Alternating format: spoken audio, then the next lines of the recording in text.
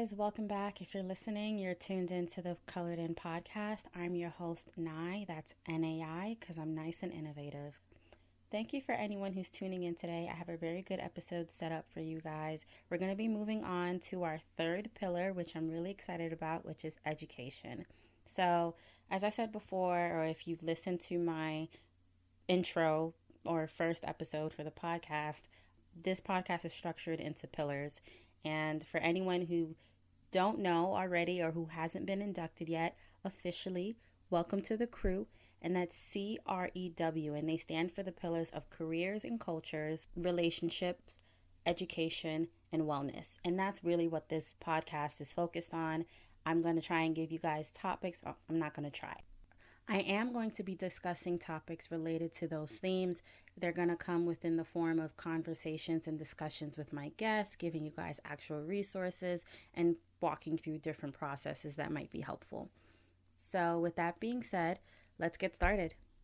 I'm going to jump right into our topic today. I'm kind of glad that I'm alone because I'm going to be focusing on a book that I have been reading right now. And it's a little bit unorthodox that I'm reading this book, but it came across me. It fell on my lap, essentially. And I was like, you know what? I'm going to take a shot at this and actually try and read this. So we're going to call this segment the book corner, or I don't know, something. Maybe we'll think of a better name. But as of right now, it's just going to be, I'm going to be taking a book, reading some excerpts from it after giving you guys a little bit of a background, and then going into that excerpt and kind of giving you guys my thoughts, whether or not I agree or disagree, and just some general overarching ideas about what the hell the author is saying. So our book today is an international bestseller.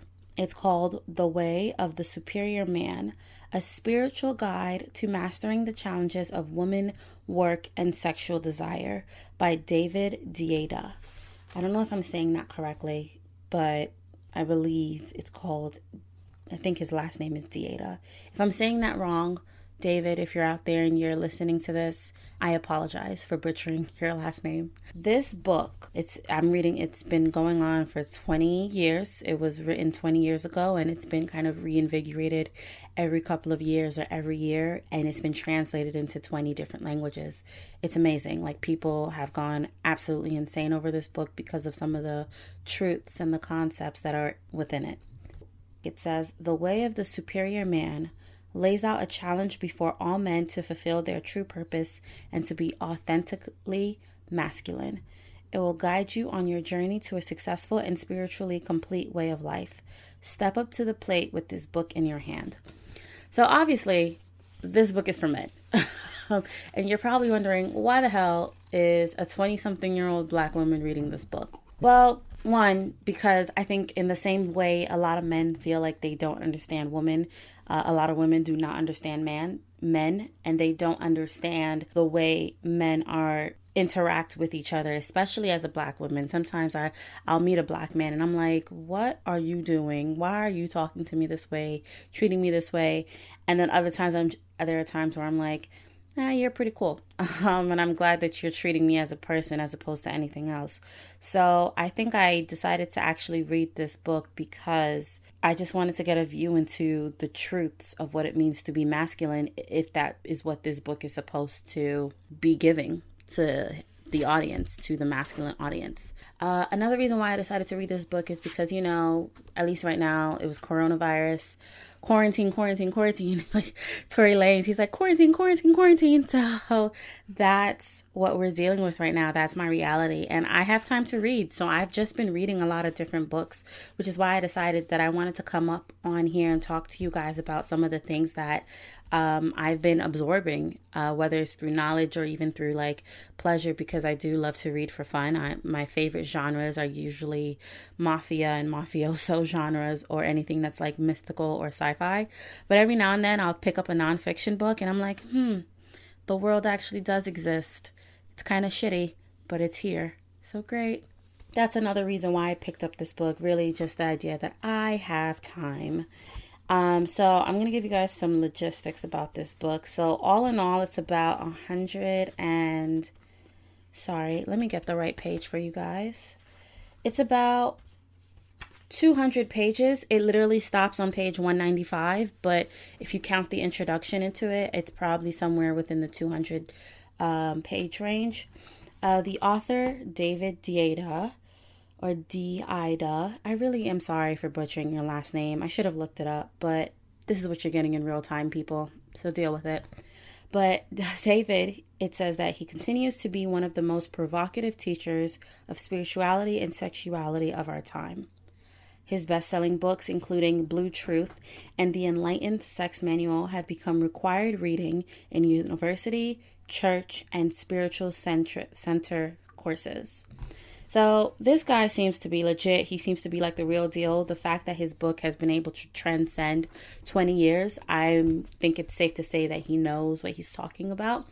And as I read this book, there were a lot of things that I was like, this is weird. And I'm not really sure how men can even manifest this in their day-to-day lives.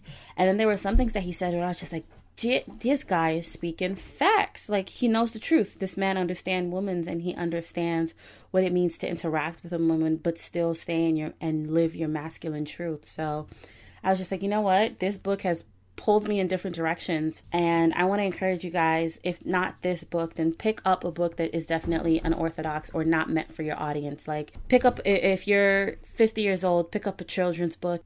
If you're a man, pick up a book that's centered on a female audience. If you're a woman, pick up a book that's centered on a masculine audience. I think it would definitely invigorate the reading experience for you, especially as you live your own truth and you try to understand what it means to be human, be masculine, be feminine in these particular times. So now that I've given you guys that little intro, that little bit of background, I'm going to get started. So I'm going to talk to you guys. So this book in general, it lays out a challenge before all men to fulfill their truth, purpose, and to be authentically masculine. While David does kind of go into what it means to be masculine versus feminine and what it means to have those different types of energies, you can very much tell that this is for the masculine, energetic human. It could apply to a man who has a lot more feminine energy, but the practices that he lays out in this book specifically is for someone who puts on a masculine energy, who has a masculine way of doing things. And the way he describes masculinity, he does it in a lot of different ways. And the particular way in which David describes the masculine, he describes them as the newly evolving man. And I'm taking this directly from the book. He says that this man is unabashedly masculine. He is purposeful, confident, and directed, living his chosen way of life with deep integrity and humor.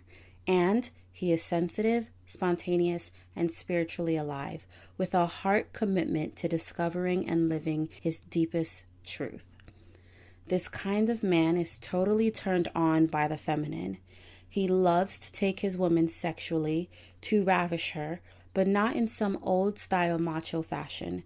Rather, he wants to ravish her with so much love she is vanished. They both vanish in the fullness of loving itself.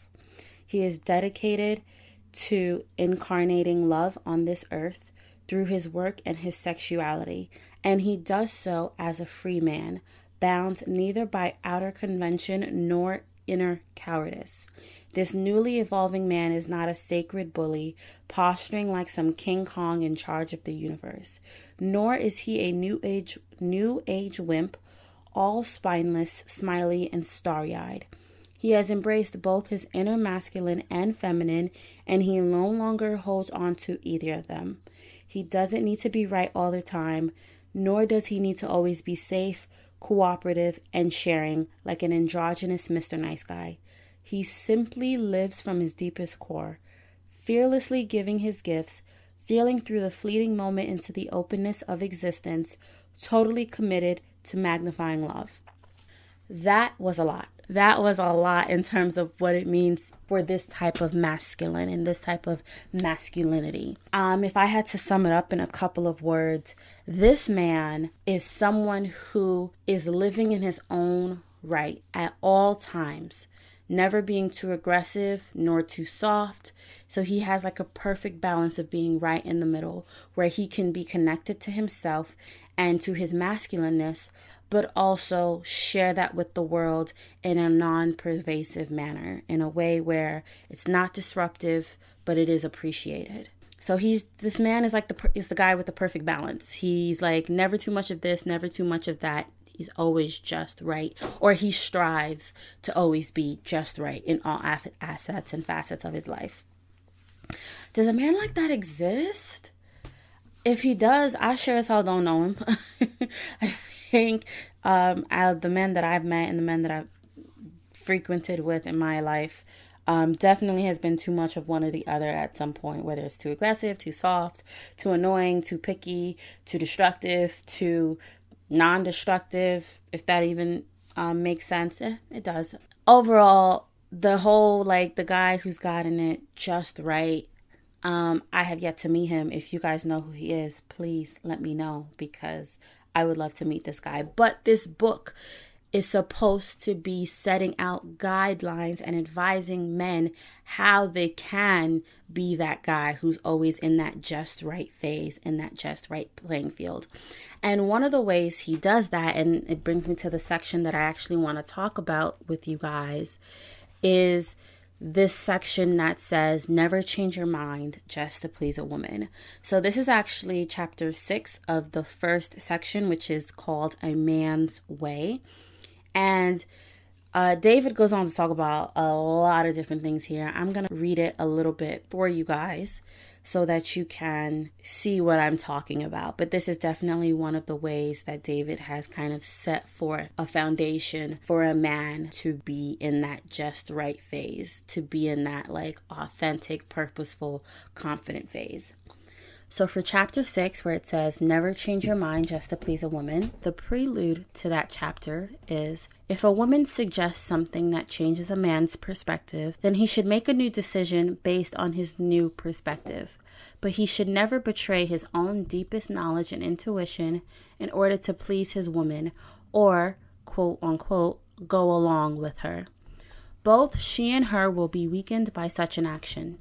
They will grow to resent each other, and the crust of accumulated inauthenticity will burden their love as well as their capacity for free action. Again, so many big words. David, what are you doing? So I'm going to read a little bit more for you guys so that he breaks it down. Obviously, that's definitely not the whole chapter, but it is the main points of the chapter.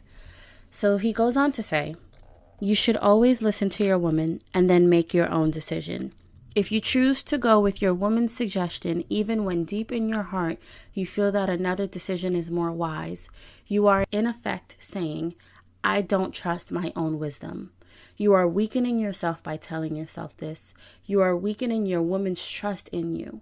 Why should she trust your wisdom if you don't? When you deny your deep truth to please your woman, everyone will feel your lack of authenticity. They will sense that your false smile hides an inner division.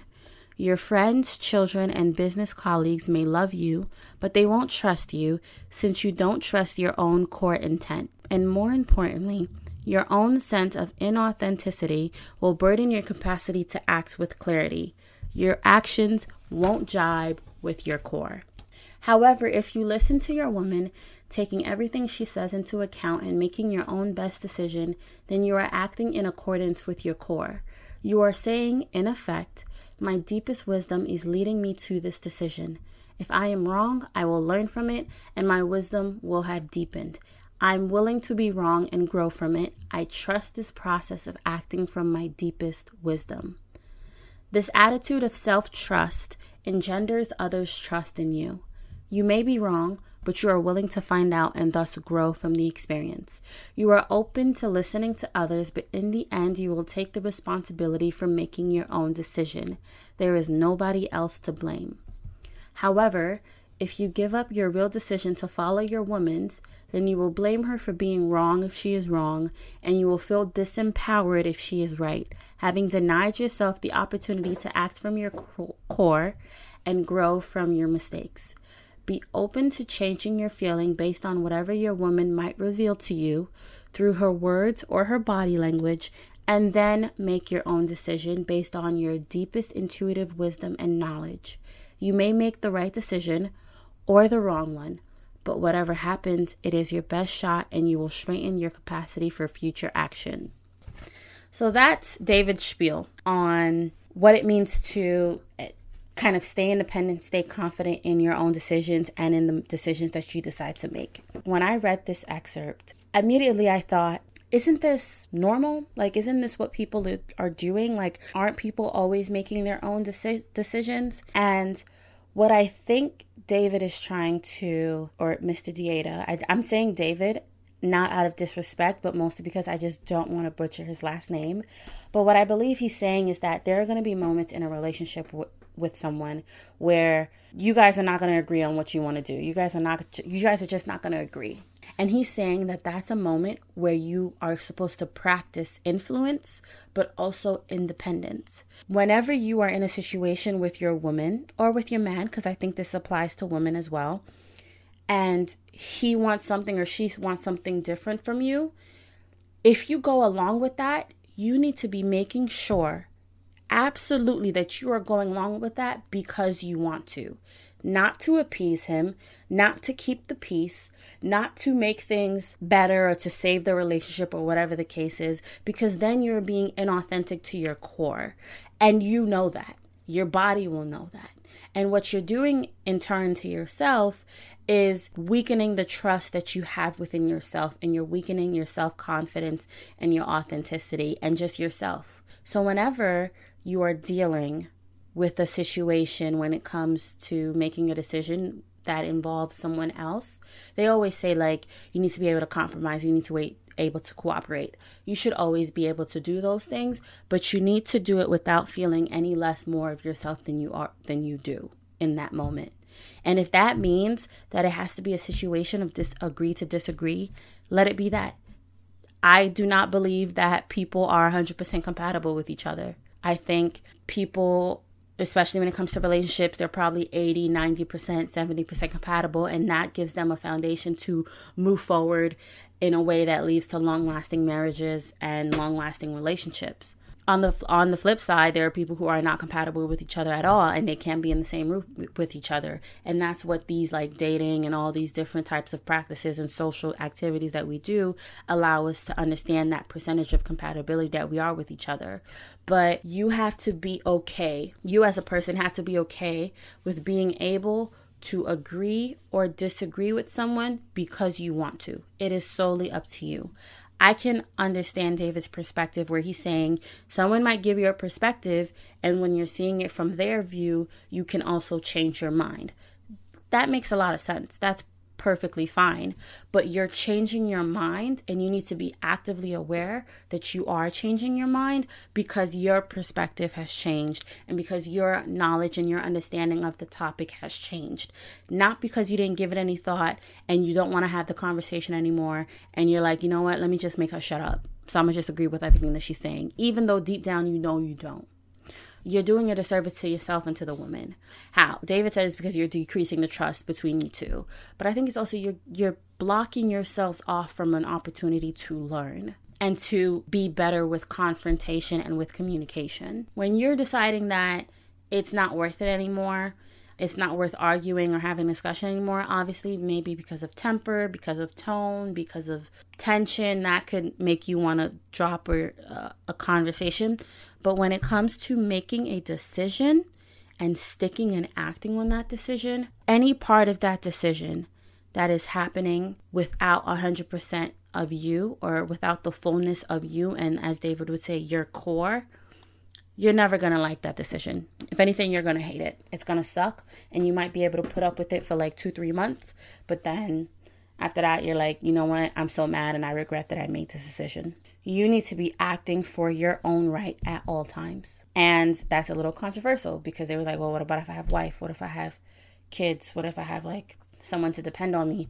You're allowed to still act in your own right and act 100% within your own level of wisdom, knowledge set, and mindset without it affecting whoever is dependent on that decision. Like David said, you make that decision, and if it's wrong, you learn. And if it's not wrong, you keep moving forward and you take in that victory and you build up that confidence. But you learning from a decision that you did not make is not going to be a lessons learned. It's not.